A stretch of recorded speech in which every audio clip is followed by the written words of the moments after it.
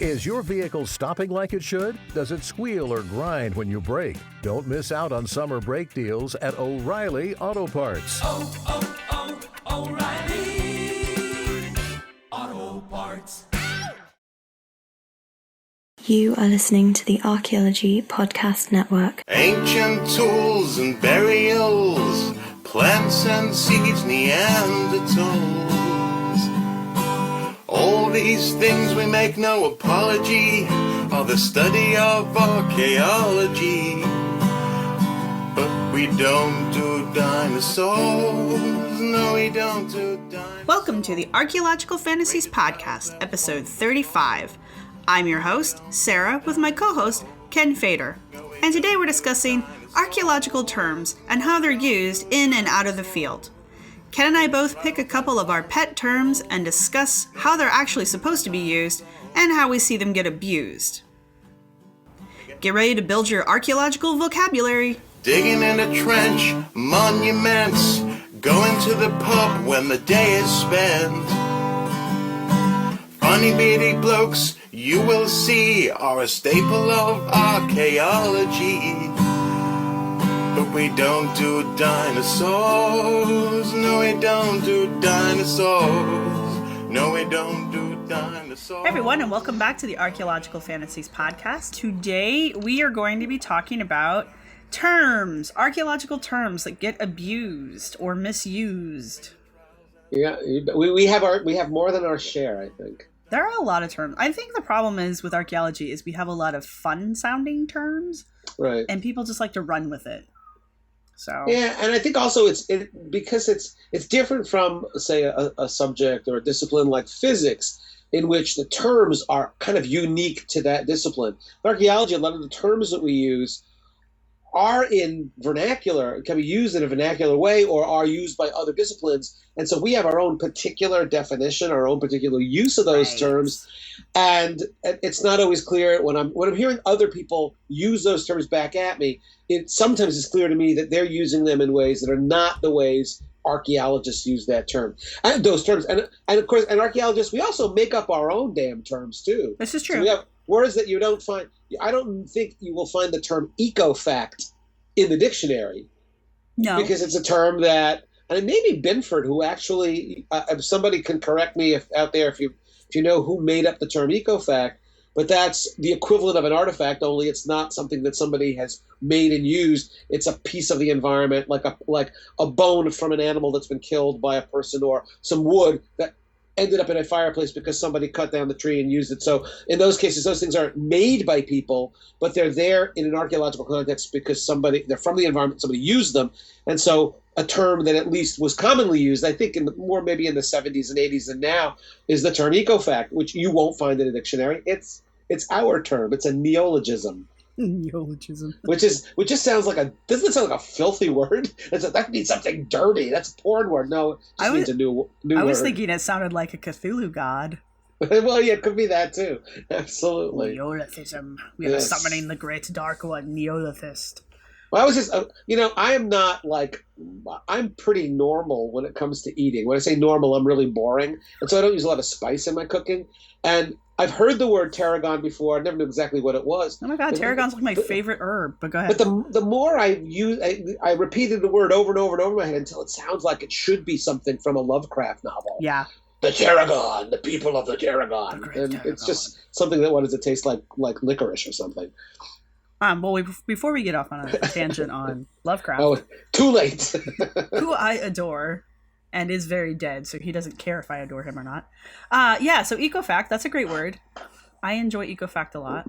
Yeah. I've used it on my blog, actually, and I've had to define it on my blog a few times. Well, yeah, because, again, it's not something that you can look up and, find it in a dictionary. I think you can Google it. I think there's I'm sure, yeah. I think there's a Wikipedia entry, anyway, so that makes it an official thing. There you go. I don't know, as I don't bother with Wikipedia very much. Oh no, I love Wikipedia. I think Wikipedia is a good first step. You want to know something about anything in the world, look it up in Wikipedia. But I tell my students, if you use Wikipedia in your references cited, that is a very bad thing because it's not a primary source. It's not even a secondary source. You say that now. But I guarantee you, in another 5 years, you will actually legitimately be able to use Wikipedia as a resource, and it Perhaps. will be completely acceptable. And listen, I'm not going to bitch about Wikipedia too much because a lot of the topics, the subjects that we've talked about on this podcast, when I go and look them up just to kind of refresh my memory about these topics, I find that I am often cited on those Wikipedia entries. So I think Wikipedia is just fantastic. Ken. Well, what can I tell you? I do. So, No. I get to say what I think. I like Wikipedia, but I don't have the time to be on there editing Wikipedia. Oh, right, yeah. We've got a fan that likes to listen to us, and I know that he is on Wikipedia quite a bit. He sends me little tidbits every now and then. And I guess there's a back end to Wikipedia called the talk pages, where it's the talk from the people editing about the page they're editing. Oh, okay. So, like, it's a Wikipedia page within a Wikipedia page. It's very meta. Oh, that's cool. Yes. But I guess you and I both get bantered back and forth about on the talk pages, especially on entries like, I think he sent me the one on the Koso artifact or something. Oh, okay, sure. People refuse to believe that the Koso artifact is not a real thing.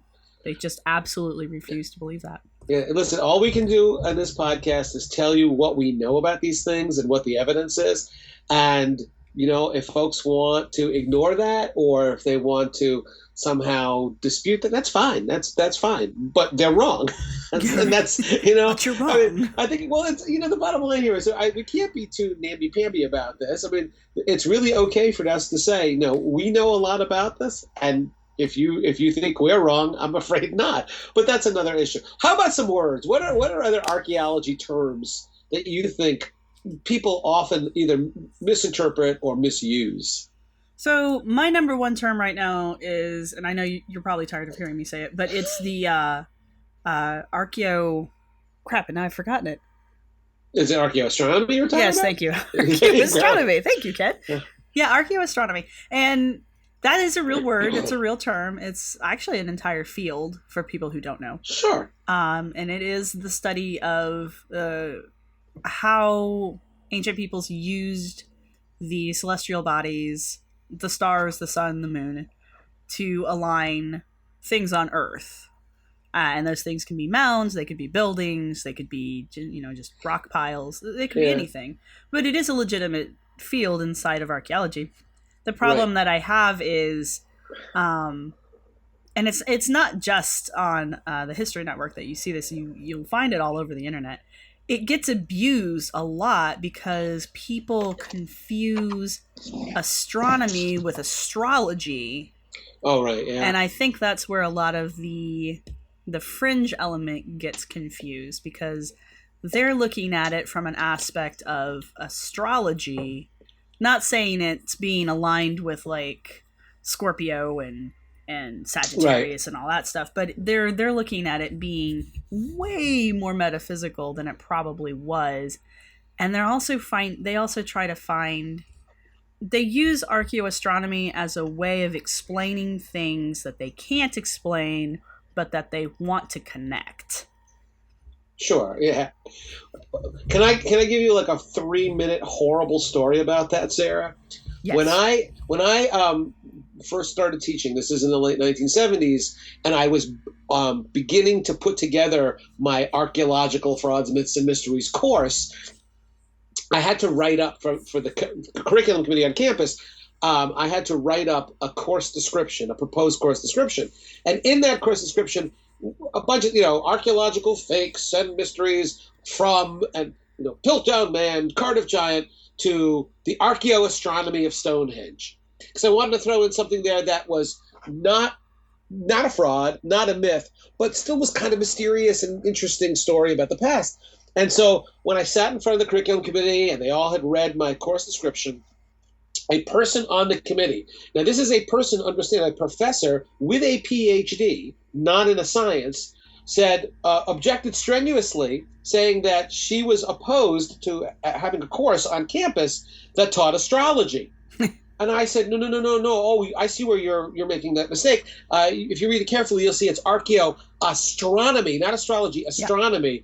Yeah. And she responded, astronomy, astrology, what's the difference? Ouch. And it was like, how do you respond exactly? You look for the hidden camera? Because you guys are punking me, right? To which the astronomy department went, excuse you? I know. It was very embarrassing. But yeah, I think that actually is more common, a more common conflation or confusion than we like to believe, that people don't understand. Yeah, it's probably the case that some of the earliest historical references to the sky, you could call these guys astrologers, and they're trying to interpret the stars in terms of it, not so much personal horoscopes for people's their personalities are being defined by the stars or constellations they're born under, but looking at the sky as something that might be able to foretell the future. And I think we're pretty sure that early Chinese astronomers, that their job was to watch that sky and to be able to explain anything weird that happened in that sky, because the concern was that might that those are portents that might mean something really bad was going to happen. But yeah, it's really interesting to note. And you know what? If you think about it, Sarah, it's not really surprising, is it, that ancient people who lived, first of all, they're living in an environment where there's not a lot of light pollution or air pollution, and so therefore they're seeing that sky really clearly, and they see the Milky Way, and these apparent patterns in the sky, and things like meteors and meteorites and comets, and the waxing and waning of the moon. And that, I mean, to me, when I go out, I live in a pretty dark sky part of Connecticut, way up there in the northwestern hills. And when I go out, especially in the middle of the winter, I am blown away by what I see. And I've taken a couple of astronomy courses, and so I kind of know what I'm looking at. But certainly people in the past who didn't have any kind of scientific basis on which to interpret what they were seeing, I'm sure they were mightily impressed by it, and they tried to understand it or keep track of it, or yes, to align buildings and walls, to build those things to align with the heavens. And that's really pretty cool. Yeah. But it has nothing to do with, whether you're a Sagittarius born with moon rising, whatever the hell that means. I'm not going to say that kind of stuff didn't happen in the past. We have no way of knowing, because that didn't tend to survive. But the stuff that did survive at its base is aligning with the celestial bodies for the specific purpose of, timekeeping. Right. Event keeping, that kind of stuff. We have, as far back as there's a 30,000-year-old artifact from one of the caves in France, in which it's like 2.5 months of the phases of the moon etched into this antler plaque. Right. And that's calendar, maybe, or whether it's just they're seeing this pattern and recognizing in that pattern something incredibly cool about the world, and so they write it down. They etch it down, they record it, and that itself is amazing and awesome, that the human mind 30,000 years ago was expressing that level of curiosity about their world, enough that they wanted to memorialize that or make it permanent. That's pretty damn cool, and that's archaeoastronomy as well. Yeah. Well, and another thing, another archaeo word is one that I'm just now aware of, and I mispronounced it earlier. You'll probably recognize it now. Is archaeoacoustics. Oh, yeah. Okay. What do you think about archaeoacoustics? Well, it's a real thing. I don't know how, as an archaeologist, how I feel about it being a real thing. Yeah. Well, can we define it? Can we? Yeah. My understanding of archaeoacoustics is the examination of objects and landscapes and objects on the landscapes that were purposefully set up to take advantage of sound or acoustics. Yeah. That's. And there was fairly recently, I think I remember reading a piece about Stonehenge. Right. And it says some dude saying, well, you know what? If you whisper over here, it bounces back over here. And something about the stones, if struck, they make a noise. They make a bell-like noise or something. And listen. I'm a skeptic, and I'm skeptical about that if only because how in the world are we going to test that? Right. Right. We don't. Are there cave paintings of people banging on rocks? Are there mallets that we don't know what the hell they were used for? And oh my God, the wear patterns on them indicate that they were used to bash against rocks. As far as I know, there is zero physical confirming evidence for any of this. So for me, at this point, the notion that there are sites that were built with their acoustics in mind is a just so story. That doesn't mean I'm saying it's impossible or they're wrong or they're foolish to propose that hypothesis. What I'm saying is, well, hypotheses are cheap. The expense is in the testing and the validation of them. And it's not that I don't think at this point, what I'm saying is I'm not sure I understand how we could actually authentically test those hypotheses. And I haven't seen a good paper on the academic side that really gets at that either. I'm like you. I'm like, it sounds cool, not to make a pun, but it sounds cool, but how do you even go about determining and then testing that, And then you also end up, there are places that I've been out in the wilderness where the echoes are amazing. Right. Well, okay, so did nature do that intentionally so that we could say, oh, cool, it's echoing? Or is it just, well, it's kind of a coincidence. And in this case, the way the thing, the configuration of the landform, it echoes. But that's not why, that's entirely coincidental. It's a lucky accident. And I wonder about that for places like Stonehenge and other sites where it's been claimed. It's just a coincidence, yeah. Yeah, I don't know. Well, but this term does get used with the fringe. It's become the new pet term in certain circles. Uh-huh. Not just for things like Stonehenge, but Mystery Hill. I know you're familiar with Mystery Hill. Oh my God, yeah. And I know you're familiar with the sacrificial table. Oh yeah. Now, I know where you're going with this. Yeah, exactly. So apparently the chamber that the sacrificial table was set up over, if you stand inside the chamber, not only would you, now this is all conjecture, but not only would you then be covered in the blood of the sacrifice, you could also talk or make noises, and the sound would echo up from below and sound like, quote unquote, the voice of God. Right. I think they call it the speaking tube. And it's kind of it's the oracle chamber. The oracle chamber, but the oracle chamber is connected by this speaking tube to the surface where the sacrificial table is located. Right.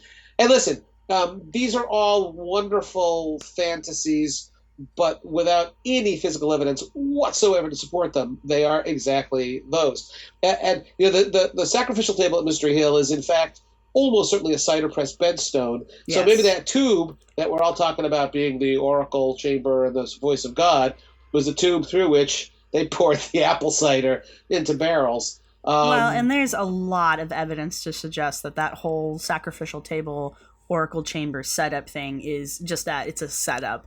That was perpetrated by the previous owners and continued by the owners currently. Listen, there was a bunch of reconstruction of the site over the years, and I know that Jason Colavito, who's one of our favorite bloggers, Jason's a great guy, and that Jason mentioned something about the reconstruction of stuff at Mystery Hill, and I believe that either a lawyer contacted him or the actual owners of Mystery Hill.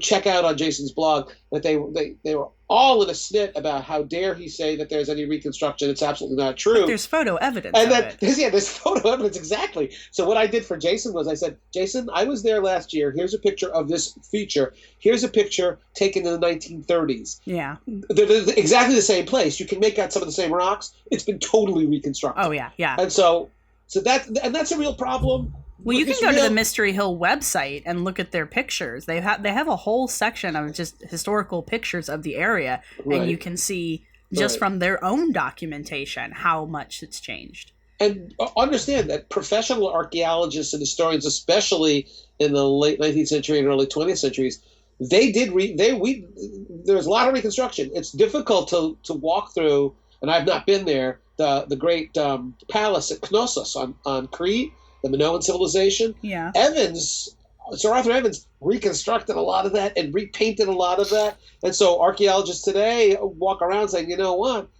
We have a hard time. One of our big tasks is to disentangle what Evans thought the place should look like and therefore reconstructed it, right, as opposed to what it really looked like. So if we are critical of Mr. Hill, we're also critical of the work that Evans did at Knossos. I'm critical of modern reconstructions. I know that there's been, and this is not to slander the Ohio mound sites, but I know that there have been several reconstructions out at the different Ohio earthworks, which, to their credit, and this is why I don't freak out about it, I know that they have had the archaeology done and they've had the ground survey done and they have documentation, otherwise, just old sketches and old documents that show how the mounds looked before modern construction got in there and destroyed a lot of it. Yeah.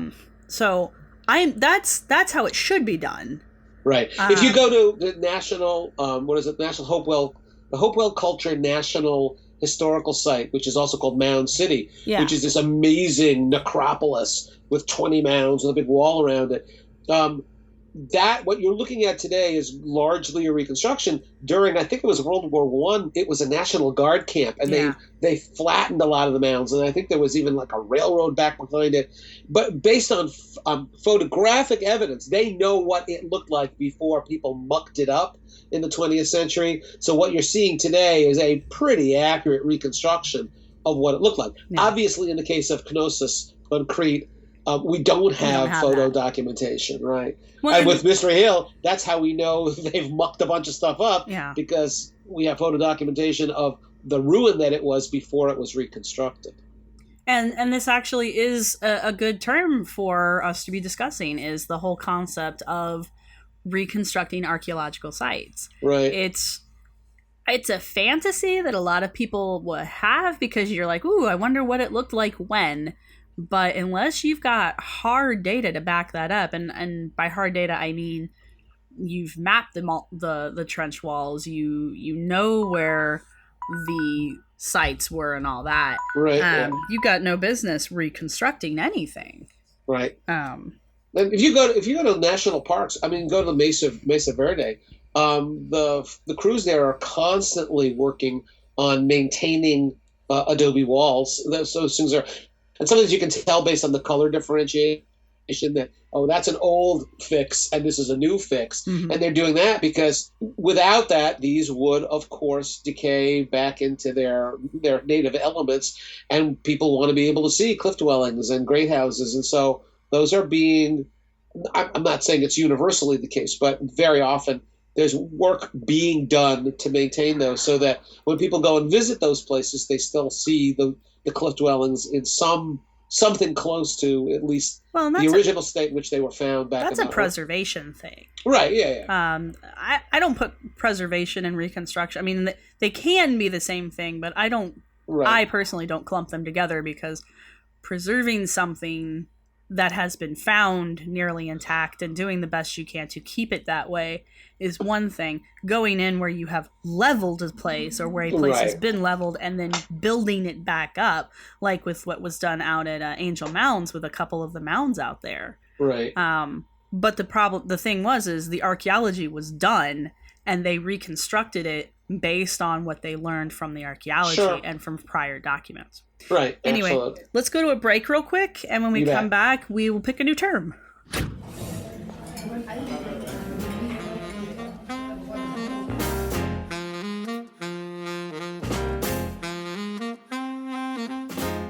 Archaeology and Ale is a free monthly talk presented by Archaeology in the City from the University of Sheffield Archaeology Department. That's where the archaeology part of Archaeology and Ale comes from. As for the ale part, the talk is held upstairs at the Red Deer, a great local pub on Pitt Street in Sheffield, South Yorkshire, on the last Thursday of every month. If you're in Sheffield, do come along, and don't worry, non-ale alternatives are also available. If you can't make it to Sheffield, never fear. You can listen to the Archaeology and Ale talk every month, right here on the Archaeology Podcast Network. And now, back to the show.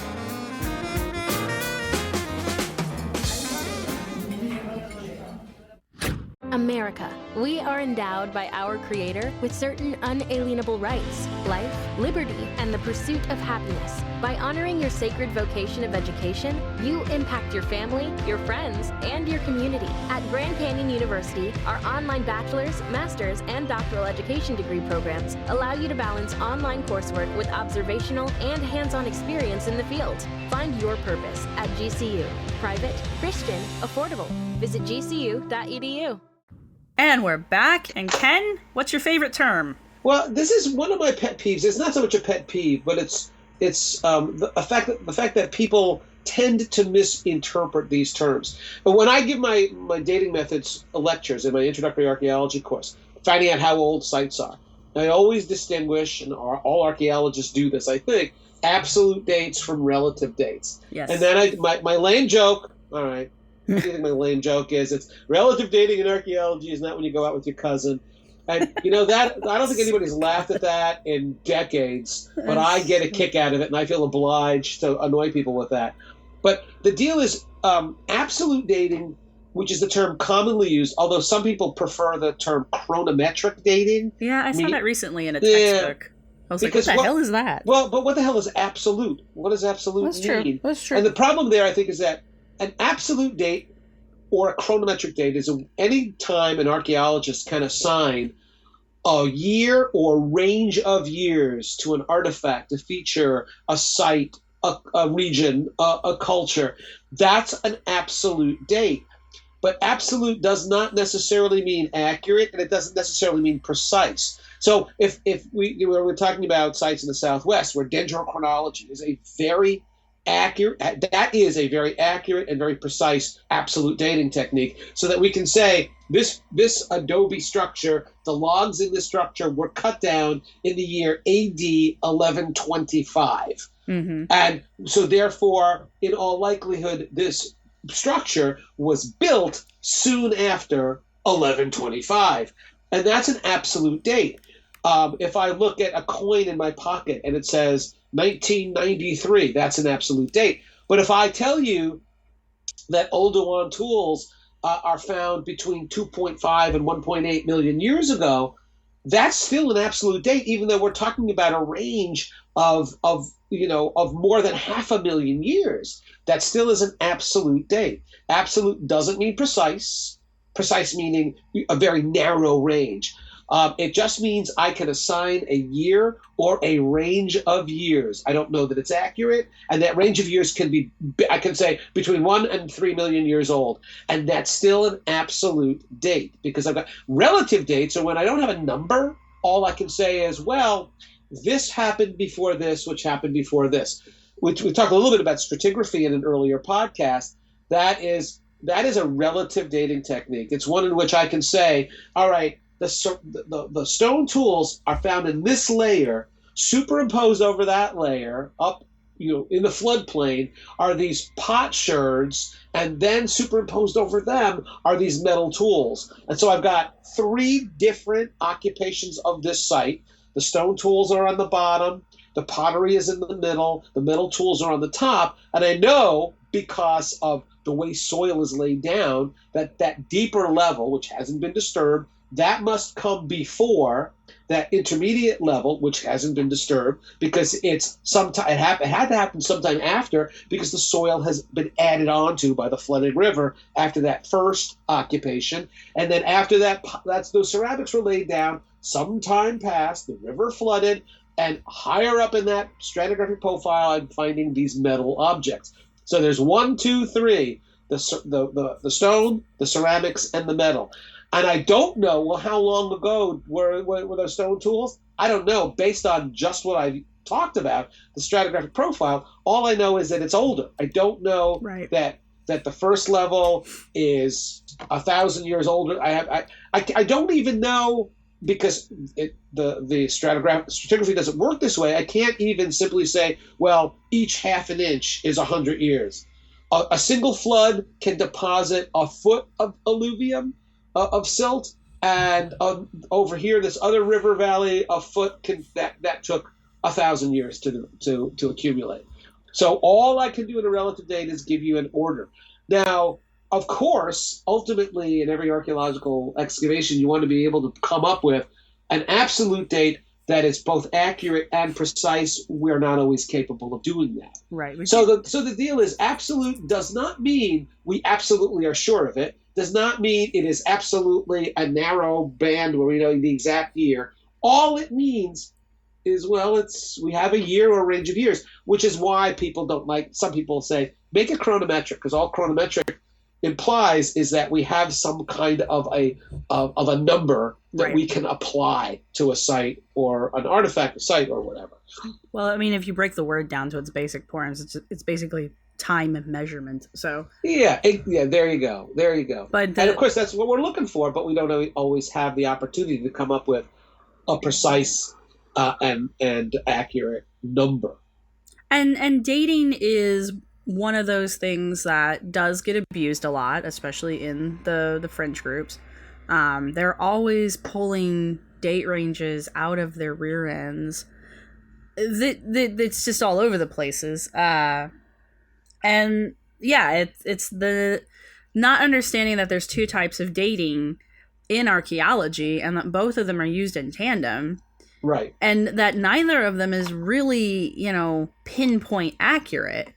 I mean, it can be. You got a coin with a date on it. You know that coin was made in that year. But absolutely, that doesn't tell you, if you find a coin in context with a site, it tells you that up to that point, or no later than then, or I'm all mixed up. But anyway, my point being is the coin gives you an idea of your date range, but it doesn't tell you your exact date. That coin doesn't date every object on that site. And although this is a little bit tangential, everybody should understand that most dates, most of when we say a site is 1,000 years old, really what we are saying is you can't date an archaeological site. What you can date are items at that site. Right. So when I say a site's 1,000 years old, that's shorthand for when we excavated this site, we found a bunch of organic material in different features at the site.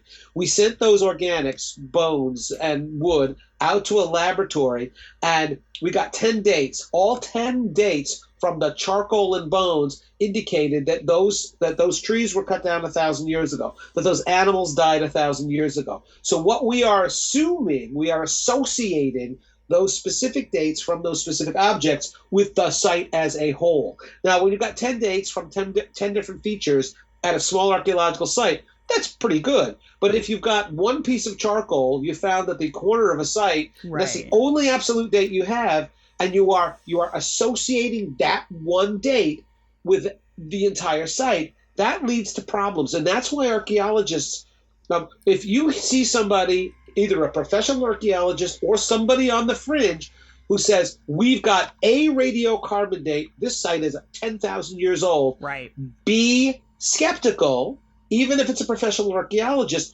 because single dates, double date, you want a bunch of confirming, you want converging evidence, you want a bunch of dates that all point in the same direction, because a single date, multiple dates, woodchucks burrow into things and bring older stuff down. Forest fires from 1,000 years ago can end up with charcoal that percolates up in the soil through rodent activity or tree falls and whatever, and you'll end up with stuff that is where the date is accurate for that tiny piece of wood, but you have to be confident that that piece of wood is associated with that site. We're going to have a whole episode on dating, so save some of this. Absolutely. Okay. But it is important when we're talking about terminology. When people say we have even just the term date or the term age, understand that there are a number of steps between us actually obtaining a chronometric date and being able to apply it to this particular site, this particular time, these particular people. That's all. Exactly. Do we have another term we want to jump on? Well, the term, and this is a term it's not an archaeology term, it's a science term, but it's one we've talked about before, but it's one that's worth revisiting, and that's the word theory. Yes. I mean, how often do we hear that word misused? I mean, it's constant. And it's always the misuse of the term theory is the implication is that a theory is a guess. A theory is something we are not quite sure about. So and therefore my theory is as good as Sarah's theory because we're just guessing. We're just blowing smoke out of our ass. I can say that because Chris is not listening right now, right? Is that right, Sarah? Yeah, he's our big censor. So in other words, and in the vernacular use of the word theory, that's how we mean it. We go, right?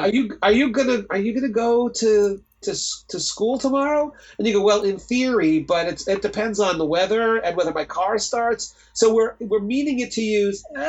I'm supposed to, but who the hell knows? Right. We don't. When we talk about the theory of evolution, that is not what we are talking about. No. In science, a theory begins as like a hypothesis, which is in fact a kind of, well, we're getting it. An educated guess is the way it's commonly defined. Hypothesis means what people use theory to mean. Yeah. Hypothetically, a lot of things could happen. In theory, they're not going to. Right. So that by the time when we've got something like Einstein's theory of relativity or the theory of evolution, that's something that people have. When we use the word theory, we have elevated a hypothesis to something quite beyond merely a guess or a stab. We said, you know what? We have tested this a whole bunch of different ways. Yeah. And with the convergence of different approaches. And they always point in the same direction. Right. And at that point we go, you know what? We elevate this to theory. Now and ultimately something becomes a law, right? And the law is like, no, this is dead certain. This is how the universe works. A theory, there are still unanswered questions. There are still mysteries. There are still more things we want to know. But ultimately it's saying, hey, listen, unless the universe is completely different from how we perceive it to be, this theory, certainly in its generalities, this explains something about the universe. Right. Not that it can't be tweaked, not that it can't be fixed, but it's not like a hypothesis in which you really are saying, hey, we've observed 1, 2, and 3. I wonder if this is what's going on. That's a hypothesis. The theory is we're really sure about this. So right. The theory of evolution is not the guess of evolution or the suggestion of evolution or even the hypothesis of evolution. It is the theory of evolution. Yeah, this is the way it happened, folks. And what we're doing at this point in science, in evolutionary theory, is we are kind of cleaning up the things that are a little bit messy and answering the questions that we haven't yet been able to answer. But it's again, unless we're all actually holograms in some computer program or something like that. No, this is the way things actually worked. It is a giant game of some. There's actually a group of people out there who truly believe that all evidence points to us being a computer simulation. Simulation, yeah. Simulation, yeah. Well, like there are literally human beings who believe that that we live in a Matrix-like situation.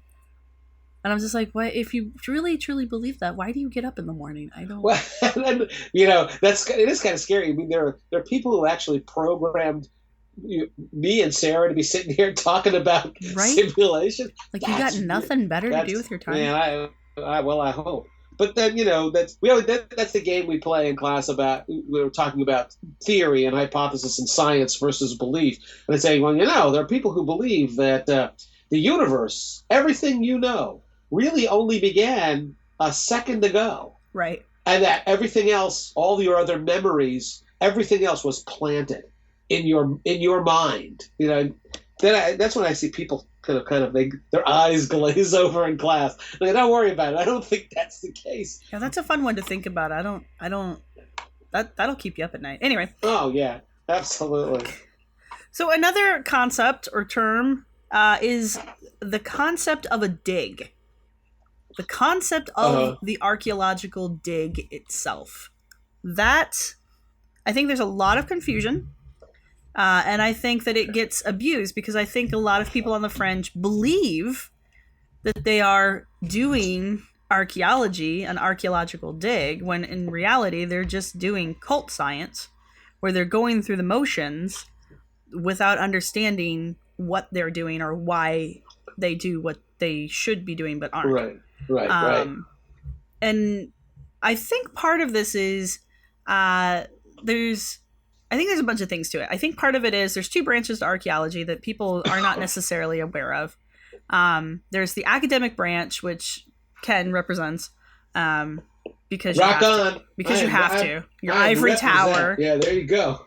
And then there's the CRM end of it, which is the cultural resource management, which is digging for dollars. That's what we call you guys. Yeah, well, at least you're not calling me a grave robber. That makes me feel better. But CRM's only been around since like the mid 70s, maybe early 70s.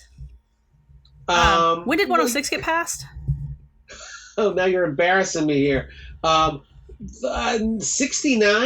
Isn't that 1969 is part of the National Environmental Preservation Act or Protection Act, NEPA? Right. That was 69, so it's somewhere around. We're looking at, what is that? So the 70s. CRM's Almost been 50 around. years ago. Yeah, it's a long time ago. 70, yeah. CRM's kind of a new thing for archaeology.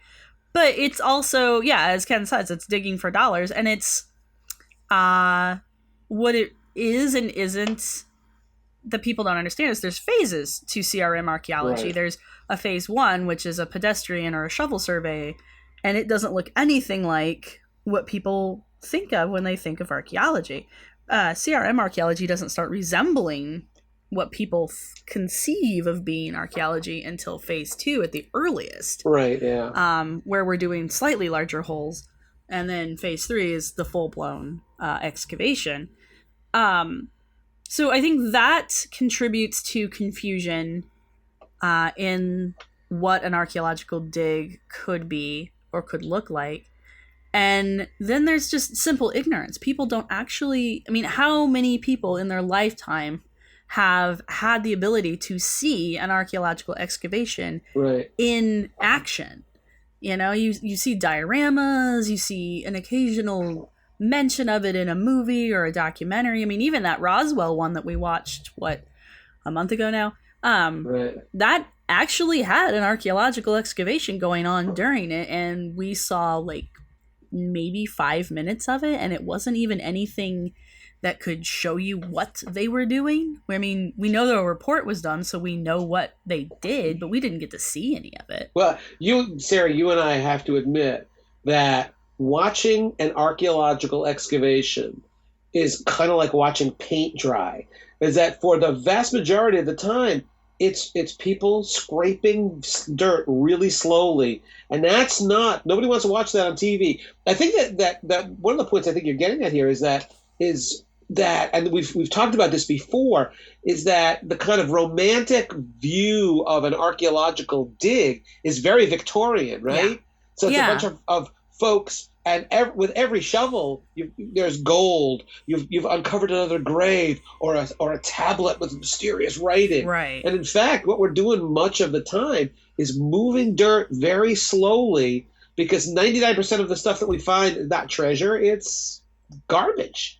Well, and it's stuff that's value would not be recognized outside of a scientific context. Right. Yeah. And that scientific context would be the archaeological context. But I mean, you say, yeah, if you were a lay person and you came up on an archaeological excavation, like say an actual phase 3, you would see people, dressed in a various form of looking like street folk, digging holes with trowels, or if in a CRM context we use shovels, but we are not digging by any stretch of the imagination. We do a thing called shovel skimming, which is a technique that just takes practice, where you actually learn to take off millimeters of dirt with a shovel. So you're not even digging into the ground. You're basically shaving with a shovel. It goes a slightly bit faster than using your trowel. Right. But I've met people who can trowel just as fast as they can shovel. So, But yeah, I mean, you don't see what's happening, but we as the archaeologists do. There's a reason why we take the dirt off that slowly. It's so that we can see the dirt, the stains, the root runs, in case there is something fragile in the ground. We don't just chop through it. But if you were a layperson and you came upon a phase 1, which is legitimate archaeology, all you would see is a bunch of people with backpacks and hard hats with shovels and screens walking through the woods. It would look really... I know it looks really weird because I've had people comment about it. Right. Oh, sure. We know what we're doing. The people who don't have no idea. So yeah, I mean, it could look really bizarre or really boring from the layperson's point of view, but... and I think, yeah, it's just general ignorance. And not ignorance in that... anybody's trying to keep you from knowing what it is. It's just, why would you know that? And it's not entertaining. No, it's really not. It's not. Watching people excavate. Now, see, what will happen is on the TV and cable, when they're showing real archaeology, real digs, real excavations, what you're seeing is when somebody is there with that shovel, with that trowel and the dental pick and the tweezers and the brush, and they're exposing that artifact. That's the end of a very long process that may have taken 2 weeks of meticulous, excrucihappingly slow. And it's probably the last couple hours that they have at the site too. That always happens. So what happens is that the experience becomes very truncated. We're just seeing the very end, the denouement, right, of this long play, and so. Well, that is why when I get volunteers in my digs, very often they are enormously disappointed that I don't give them a shovel and they're okay. As soon as I move this, I'm going to find a burial, right? No, actually, no, that's not what's going to happen. This is a slow. The folks who have that interest in archaeology that's from essentially a kind of Victorian perspective. Those are the folks who, after the first day, you never see them again. It's the people who understand and recognize, hey, listen, this stuff has been in the ground for a couple of thousand years, and we are going to do everything we can to preserve its integrity as we are exposing it. Those are the people who come back, and that's good. That's a dig. The other thing with the shovels flying and people, be on big wingback chairs with fans in their faces, directing the hoi polloi, not the hoi polloi, but directing the poor folks out there to move dirt around. That's not the way it works. All right, so we're gonna go to a break real quick. Sure. And when we come back, we'll tackle another term maybe and do a wrap. Yeah, absolutely.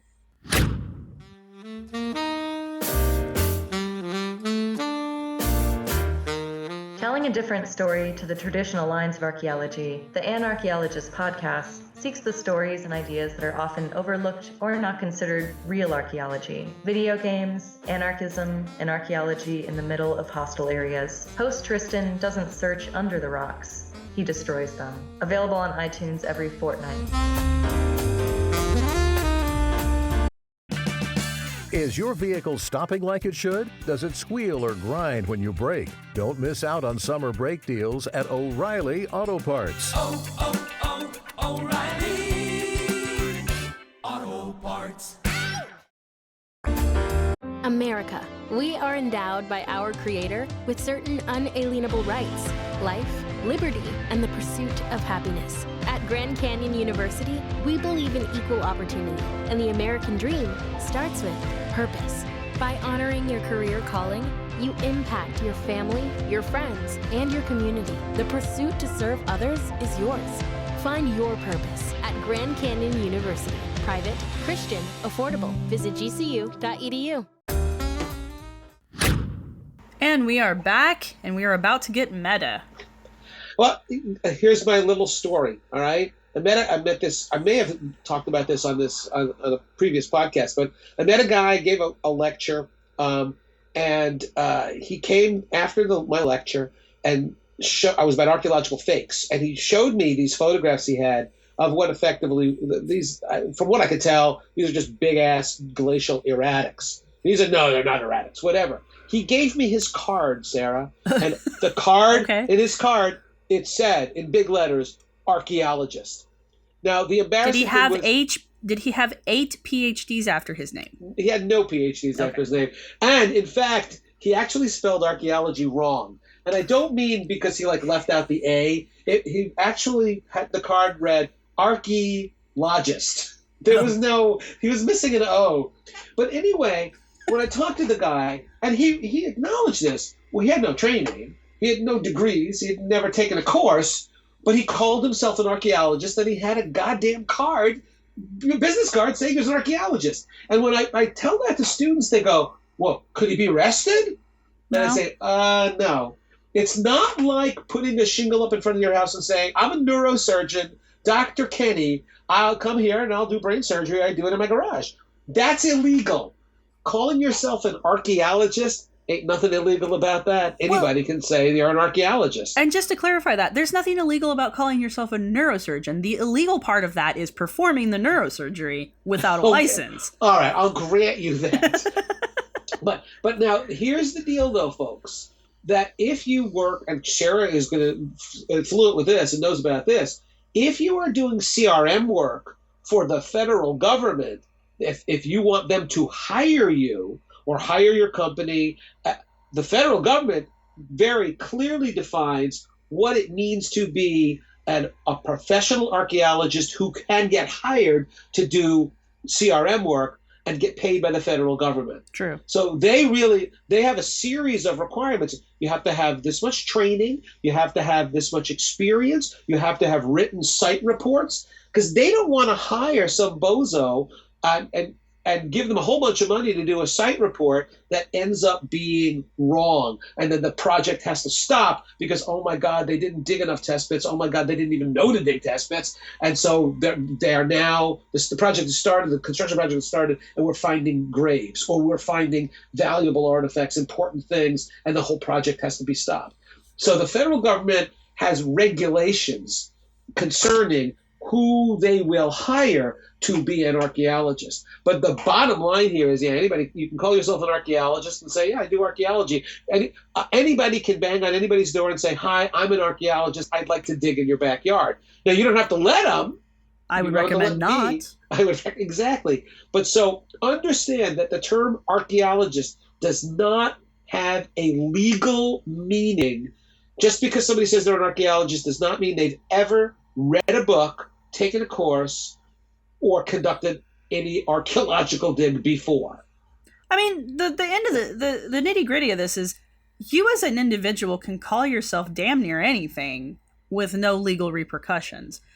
The place where you start running into issues legally is when you start trying to practice whatever you're calling yourself. Like, I could call myself a doctor today if I wanted to. I don't have a PhD, but there's nothing stopping me from calling myself Dr. Head. And it's kind of funny anyway. Yes, exactly. But the thing is, I can't put that. I mean, I can put the doctor part down, but on my resume, when someone goes to check it over and they go, well, where's your PhD? I'll be like, and they're not going to hire me because it's not fraud. That's not a fraudulent statement, but I don't have the experience and the qualifications to qualify as a doctor in the field of archaeology, or whatever field I'm trying to convince people I'm a doctor of. And it's the same kind of thing. But the federal government does have regulations. If you want to do work for the feds, you have to hire people who are trained. And honestly, the training, the regulations aren't that strict. And if you're doing work for the private sector where you're working outside of the government, it gets even a little wishy-washier there. I mean, CRM has its issues, but but that's the important point here, is that when you watch something on the History Channel or the Discovery Channel or National Geographic, and under somebody's name it says archaeologist, that doesn't mean dick. That's the bottom line. It does not imply that they have any experience, training, or record in archaeology. It's an attempt to appeal to authority. Oh yeah, absolutely. And it's a dirty, dirty trick that gets used a lot, especially on shows or on fringe shows like that. Right. Take, for example, the term forensic geologist. I was super excited when I found out that forensic geology was a thing. Guess what? It's not. I was really disappointed when I found that out. But there are certain individuals on television who call themselves a forensic geologist. And Scott, we won't say Scott Walter's name, right? Well, and the even funnier but that's what he calls himself, a forensic geologist. He does, but it's not like a secret. No, it's not. No, I just, he's litigious, and I just don't want to give him fodder. But the problem is, because I'm going to continue on with this story, the even funnier part about this whole little story is, does he have his undergraduate in it? Yeah, I think he does. And then he claims he's got a PhD? Yeah, that might be it. Yeah, I think he has an honorary PhD, which is bullshit. Again, Jason Calavito has done a blog about Jason's points aside about, like, there's a controversy of if that's even a real thing. It doesn't matter because it's an honorary fucking degree. It doesn't matter if it's real or not. It doesn't mean he knows shit about it. It's an honorary degree. They give these to people because they want you to feel good about yourself, or they want you to give money to the school. How do you really feel about this, Sarah? It astounds me how much crap got made about this, about, this degree, blah, blah, blah. And I'm like, it doesn't fucking matter. It's an honorary degree. But we're getting away from the fact that in every one of these instances, bottom line is nobody's breaking a law when on a fringe cable show, somebody calls him or herself an archaeologist, a geologist, a cosmologist. Yeah. It's, those terms really don't mean a whole hell of a lot. Now, when you see somebody is, a Fulbright scholar with a degree in classical archaeology and 20 years of experience excavating sites and 400 publications, now we're talking about somebody who isn't necessarily always going to be right, but man, they're more likely to be right than somebody who simply put a shingle out in front of their house and said, I'm an archaeologist because I've got a shovel. Right. There's an old Monty Python routine about a guy who goes and applies for a job and he wants to be a lion tamer. And he says, have you ever tamed a lion before? And he goes, no. And he goes, well, do you have any experience taming lions? And he goes, no. And it says, well, what qualifies you to be a lion tamer? And the guy says, well, I've got my own hat. Right. And he goes, exactly. I assure you, that's not enough. And it's the same kind of a thing. On this same, or a similar train here. Yes. The term archaeological site is another one that's really tough. When my first day, it's more than two artifacts. Yeah. Well, but the thing about that though is that when I when I give students like my first lecture in introductory archaeology, and I list places that I call archaeological sites, and I say the Battle of the Little Bighorn battlefield is an archaeological site. And they go, how could it be? That's a couple hundred years ago. No, it doesn't make any difference how old it is. Commonly, people assume that an archaeological site, again by law, has to be a certain number of years old, and that's not the case. No.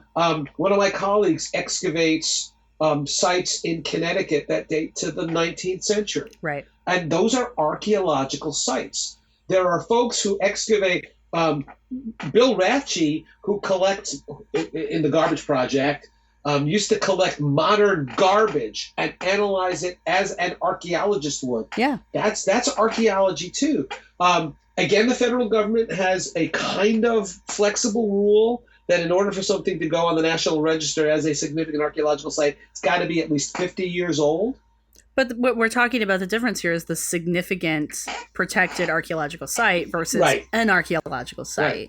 But even in that case, you could, on federal property, declare or end up getting funded to do research that shows that this place that is 51 years old is a significant archaeological site. But for most people, how could a site that's 50? We had a guy in Connecticut who literally said, a guy in the state legislature, who a site was going to be nominated to the National Register, and it was only about 50 years old, and it was a historical archaeological site. And he said, I cannot, in good conscience, vote for anything as being an archaeological site that's younger than I am, because the guy was like in his 60s. And I said, well, no, that has nothing. age is not a defining characteristic of an archaeological site. It's an important consideration when we talk about the site, but it doesn't have to be any number of years in particular. Right. An archaeological site is a place where people lived and worked and carried out tasks and left behind physical evidence of their activity. That's an archaeological site, whether it's ancient, whether it's thousands, hundreds of thousands, or millions of years old, or if it's 30 or 40 years old, and there's plenty of historical documentation. That still is archaeology. A whole subfield of archaeology called historical sites archaeology, where people are excavating sites where there's plenty of written documentation. Oh, yeah. Where the people who lived at the site may have left behind diaries. When we talked about the lighthouse site in one of the podcasts, that site dates the mid 18th century to the mid 19th century. We have census records and school records. That's still the lighthouse is an archaeological site. I was basically trained to be a historical archaeologist, and a lot of historical archaeology is looking at documents that already exist before you even get to wherever you're going to excavate. And it's legitimate archaeology. There are so many different subfields of archaeology. I mean, there's a whole subfield of archaeology that was explored. It's explored all over the place, but one of my professors at IUPUI did some excellent work into the archaeology of the homeless, living homeless people, and they would go to where, and it wasn't they weren't studying the individual homeless person. They were studying the encampments. They were studying where these people gathered. And they found all kinds of really interesting details about homelessness and homeless peoples. That's really cool. Yeah, and I mean, and then there's what are some other really cool? There's a whole field of gaming archaeology that's starting to develop, where they're actually using games as archaeological resources. Wow. Yeah, I mean, archaeology's. This is the thing that people forget.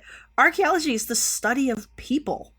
It's the study of humanity and the stuff that we make and use. The material remains of human behavior. Yeah. And that behavior can be anywhere, at virtually any time. That's archaeology. Yeah. And that's what makes it so incredibly cool. So we've gone from the term archaeologist to the term archaeological site, right back around to what archaeology is. Again, going back to my intro class, when I give them the definition, I say, okay, students are like Pavlov's dogs. If you say, I'm going to define this now, all of those kids students, and we are trained from a damn early age to do that, okay? Well, listen, man, that's when you pick up your pen. You can be doing all kinds of stuff, checking your Facebook status and looking at your cell phone. But when a professor says, all right, I'm going to define a term now. Yep. The pens come up, down on the paper, and I say archaeology is the study of the material remains of human behavior, period, we're done. That's your definition. Yep. I'm so obnoxious. I tell the students, all right, on the next multiple choice, on the first multiple choice question test, the first question will be archaeology is the study of, and then A will be the material remains of human behavior. Don't even read B, C, and D. I don't want anybody to get a 0 on this exam. If you get this wrong after I've told you what the answer is, I will track you down. So what I do is I say A is the material remains of human behavior, and B is why are you reading B? I told you the answer was A. C, then damn it, you're just trying to annoy me. Go back and circle A and go on to the next question. But I ask them, when I give them that definition, I say, what's missing from that definition? And invariably, students look at me like, well, you didn't say how old it was. And that's when they say, that's the deal. It doesn't. Age is not a defining characteristic of an archaeological site. And I also have to get them past the notion that a site is more important the older it is. Right. So that a site that's 1,000 years old, that's important. A site that's 10,000 years old is 10 times more important. No, that's not how this works. And it takes a while for kids to kind of embrace the notion that we can do an archaeological dig of the area outside one of their dormitories and learn something about the students who live there, and that's doing archaeology. So archaeology is not restricted to time or place. Archaeology is is learning about people, like you said, by looking at their stuff. Looking at the stuff they made, used, threw away, lost, discarded, or hid away. And you just gave me like the coolest idea ever. All right, what's that? But okay, so going to the dorms every year, the same dorm every year, and going through the flotsam that is left behind after every year and just comparing it across the years. That would be, I think, that would be really tedious, but it would be freaking cool when you got the data all done. Oh, I mean, you would certainly see, I mean, if you had a place on a college campus where people were really throwing stuff away and there was some way that it was getting covered over, so it was being incorporated into a stratigraphic record or profile, and you went and excavated it, I think you absolutely would see changes in technology for sure. Well, that's why I'm saying go back every year at the end of the year or, periodically throughout the year. Yeah, doing a real-time recovery. But yeah, if you had a place like that and you could dig down, you could even see like into the 70s, into the 90s, the 80s, the 70s, the 60s. That would be cool. But in a sense, when we do archaeology, kind of, sort of, what we're doing is extracting unintentional time capsules. Yeah. Every school, every church, every library, we're going to build a new library. We're going to put an addition on to the school. They'll put a time capsule in there. They'll dig a big hole, shove a time capsule down in there, and people are asked to give us something for the time capsule that reflects or is representative of us right now. Right. And so somebody will put in, like how sad that back in the day they might put in a vinyl record, and now it's like, wow, gotta find a turntable to play it on. Although they're coming back. I was gonna say that's not that hard, but that's not hard. But how about an 8-track tape? That might be a little challenging. But so people put something that's reflective of, this is us right now. This is what we're thinking. This is what we're doing. This is what's popular. And that's intentional, though. And then people 50 years later will dig it up and go, wow, things were genuinely different. Attitudes, perspectives, technology, very different. But the great thing with archaeology is that's an intentional thing. The tubes, you're intentionally putting what you want to be reflected about yourself. Archaeology says, screw you, I don't care. This is your trash. This is your life. This is the things that you didn't want people to know about you. And I can figure all of that out, well, a good chunk of it anyway, based on the materials that you were using and you discarded and you kept. I get to see, as an archaeologist, I get to see how people were really living and not how they were trying to get people to believe they were living. That's an incredibly important point. Absolutely. That it's not us self-consciously, this is what we want people 50 years from now thinking about us. It's because really, and for true, if you're putting in a time capsule, how many people are putting in bad stuff? Right. Stuff that you don't want anybody to know about. The archaeological record is not like that. The archaeological record is democratic and it's inclusive. It's the stuff that reflects how we really were and who we really were, even if it's reflecting stuff that we aren't that comfortable with people in the future knowing about. And it's not necessarily a negative thing. I mean, I actually have a story for this one. My field school and my professor at IUPUI studied a historically black neighborhood called Ransom Place. Okay. And the problem with the area is that back when the school was constructed, and I want to say the early 30s through the 40s, I want to say. Maybe even as far back as the 20s. Anyway, the city was trying to get hold of that area, which was a middle-class African-American neighborhood. Right. And they wanted that land. And so the city itself started all of these rumors that it was a blighted area and it was a ghetto and this is where the poor blacks lived and this is where they were doing the drugs and all the crime and all of that. Right. And they were successful in passing that narrative socially throughout the area. And so they were able to devalue the land and buy the land for the cheap. Mm-hmm. But when we go back and we do the archaeology, we see that it's not true. We see that it is you will never see race exactly in archaeology. So anybody who tells you they can is delusional. But we can see that the area was affluent. We can see that the area was well-to-do and that they were taking care of their properties and they were taking care of their yards and their houses. I mean, the archaeological record supports the idea that this was an affluent middle-class area And there are a couple little telltale signs that would say probably these people were African American. They were not probably white.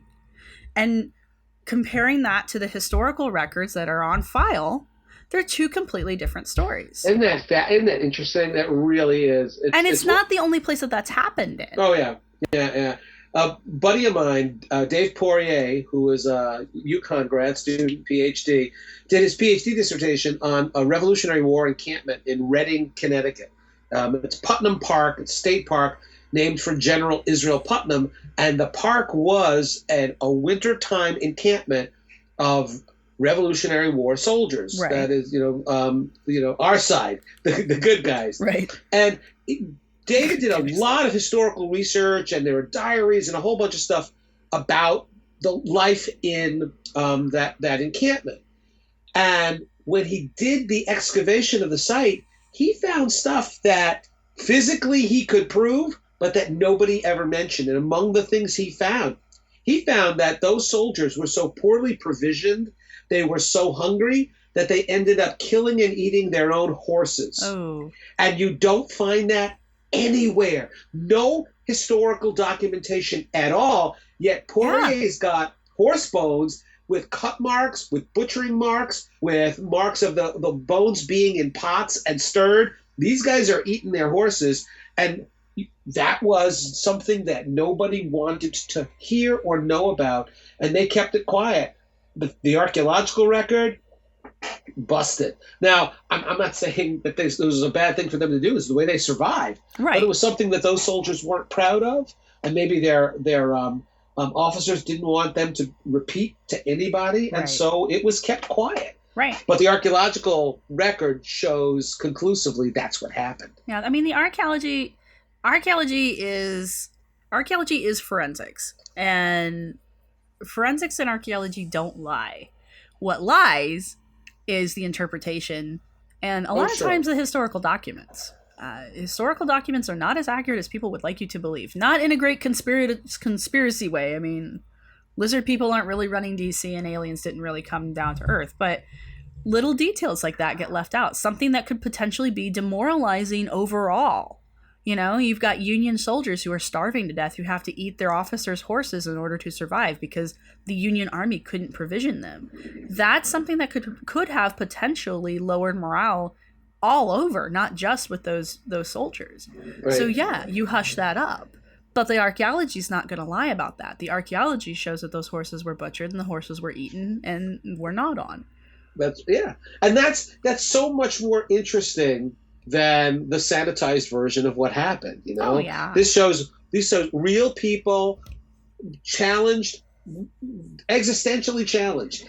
Are we going to live or going to die? We have to kill the horses and eat the horses, and that's so much more interesting for anybody interested in what it was like to be in a Revolutionary War soldier. That is so much more revealing and provides so much more insight than simply, well, we were brave soldiers and we did our part. Well, one more tangent and then we'll wrap up. But along the lines of the whole, it's so much more interesting to know the actual details of being a soldier. Look at marginalized groups like women. We don't know a lot about women's lifeways historically because you just didn't talk about them. You don't know how women dealt with their monthly friend throughout their lifetimes because that just isn't something you talk about. The archaeology, however, does. We know a lot about how women dealt with being female from archaeology. We know, one of the girls I talk with on for the Women in Archaeology podcast that we're working on, she's written her paper on douching and douching paraphernalia. And I'm like, this is really funny, but at the same time, really fascinating once you start thinking about it, know? I mean, there are whole parts of history, and especially the history of specific groups, in which either it was considered so unimportant because it was, well, that's a woman's problem. There's that too, that's only what black folks need to worry about. So it's unimportant, so we don't write about it, or it's considered gross, disgusting. It's not for polite ears, right? So we don't need to know about it. We'd rather not hear about it. Well, and the life of children is another one of those things, right? So yeah. But that's, yeah, so, so the point we're making here is that archaeology is way broader, far broader than most people believe it to be. It's not about digging up the tombs of rich rulers. Right. It's about revealing what really happened in the past, because the physical record has no particular agenda. Right. Like the written record does, or bias or whatever. Everybody who lived and died, in theory, you leave behind physical evidence of what your life was like, and that's what we're interested in, what life was really like. Well, Ken, I think we've talked this one over, and I'm sure we can have another episode on more terms as they pop up. Yeah, absolutely. This was great, Sarah. Another fun podcast. This was fun. And yes. I want to point out that every once in a while, Sarah and I are getting emails from people. Oh, yes. Very few of them threatening bodily harm, and a few of them actually saying, you know what, this is great. Really, we like it. We enjoy it. And I'm not here tooting our own horn. I'm just here to say we thank you for those. We really appreciate it. That's why we do this, so that we get a back and forth between folks who are interested in archaeology and interested in real deal archaeology, and that makes this all worthwhile, getting that feedback. So keep those emails coming. We appreciate it. Also, our producer likes it when we get fan mail, so it makes Chris happy. Well, there you go. It makes Chris happy if you send fan mail and a check, but we're just asking for the fan mail at this point. No, actually, you can donate. You can donate to the Podcasting Network. If Chris told me this, he said, if you're tired of the way that it sounds when we record, then you only have yourself to blame because you haven't sent us enough money for us to buy nice microphones and headsets yet. Right. So when we get enough money, I'll build my own studio in my house. Yeah. So listen up, fans. Get on that. Yeah, you won't be hearing the motorcycles go by my house anymore, or the cat howling at the door because he doesn't like closed doors. Yeah, cats and closed doors. Yeah. All right. It's been great, Sarah. Thanks a bunch. It has been. Ken, talk to you later. Until next time. You betcha. Bye. As one will call. No, we don't do dinosaurs. Thanks for listening. We hope you've enjoyed it. Our music was provided by Archaeosuit Productions. If you like what you've heard, please subscribe and rate us on iTunes or Stitcher, and share us wherever you use social media. You can contact us with your questions, comments, or angry email at archifantasies@gmail.com. You can follow the podcast at www.archaeologypodcastnetwork.com/archifantasies. You can follow the blog at www.archifantasies.com and get updates on Tumblr and Twitter at Archaeofantasies. You can also look for us on Facebook. If you're looking for the show notes for this episode, go to the podcast website at www.archaeologypodcastnetwork.com/archaeofantasies. Thanks again for listening. No, we don't do dinosaurs. No, we don't do dinosaurs. We don't do dinosaurs. This show is produced by Chris Webster and Tristan Boyle, and was edited by Chris Webster. This has been a presentation of the Archaeology Podcast Network. Visit us on the web for show notes and other podcasts at www.archaeologypodcastnetwork.com. Contact us at chris@archaeologypodcastnetwork.com. Is your vehicle stopping like it should? Does it squeal or grind when you brake? Don't miss out on summer brake deals at O'Reilly Auto Parts. O'Reilly Auto Parts. Save on O'Reilly Brake Parts Cleaner. Get 2 cans of O'Reilly Brake Parts Cleaner for just $8. Valid in-store only at O'Reilly Auto Parts. O'Reilly